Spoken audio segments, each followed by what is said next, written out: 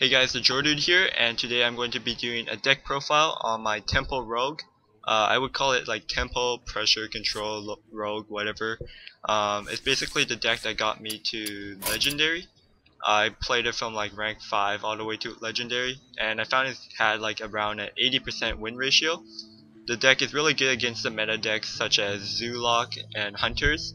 Uh, Basically you clear the board, get board control very early on, and then you play aggressive and put a lot of pressure.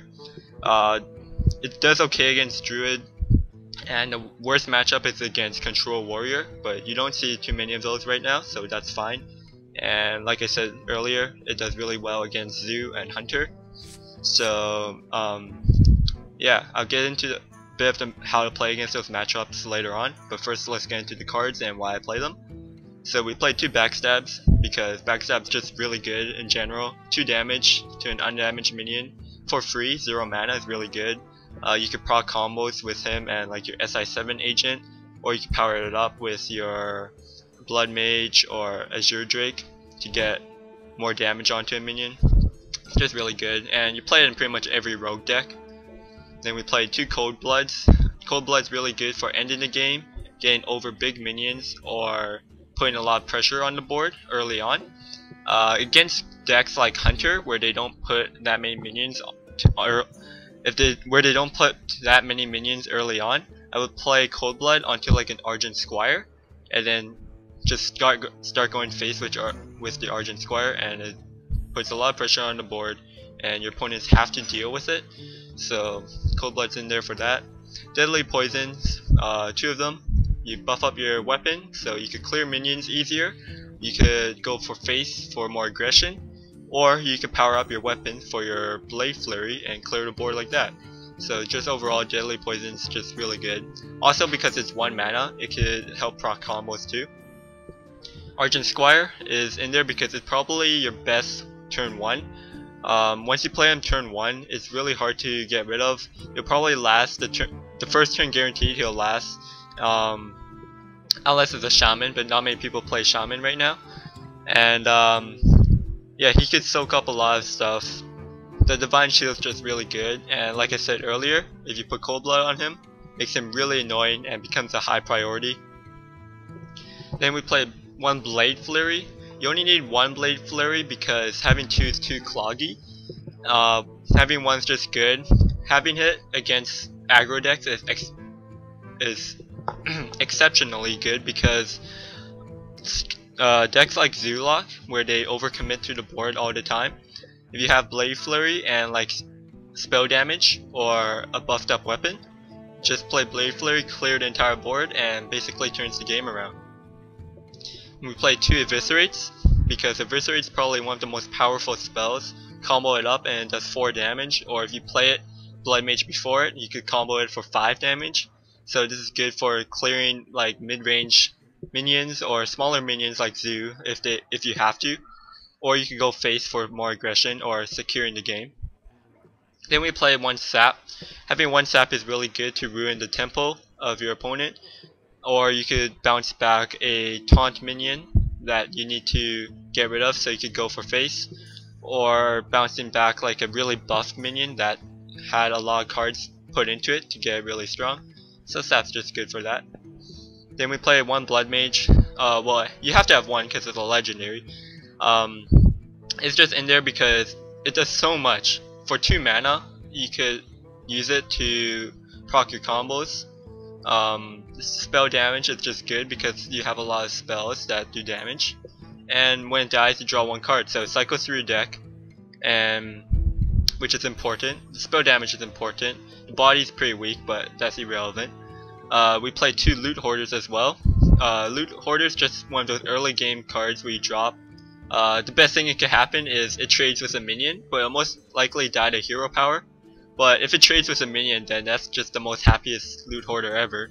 And then when it dies, you get to draw a card. So again, you're just cycling through your deck. This deck plays 5 cards that cycle through your deck.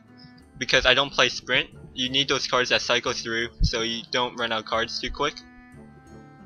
I play 1 Perdition's Blade because it's kind of like another SI7 agent. It deals 1 damage or 2 if comboed, and then it's a 2/2 weapon. So it's just really overall good. It helps clear minions. You can buff it up with Deadly Poison for more damage, or it could be just like a bigger weapon for your Blade Flurry. Then of course we have to play the 2 Harvest Golems, one of my favorite neutral cards. Harvest Golem is just really good, very sticky. Especially if you play him early on, your opponent will have to use at least 2 cards to get rid of it, or it would take like a silence or something. So overall Harvest Golem, good value. SI7 agent it has such a strong battle cry. If you combo it, it does 2 damage. It's kind of like a small fire elemental. So you could combo it. Like my most favorite combo is like backstab and an SI7 agent. You do 4 damage basically for free. So it's just really good, really powerful. 3/3 for a 3-drop. It's just a pretty good body too. Then we play 2 Defender of Argus, probably one of the best neutral cards in the game. You give your minions taunts, which is good against aggro decks because you only play 1 other natural taunt.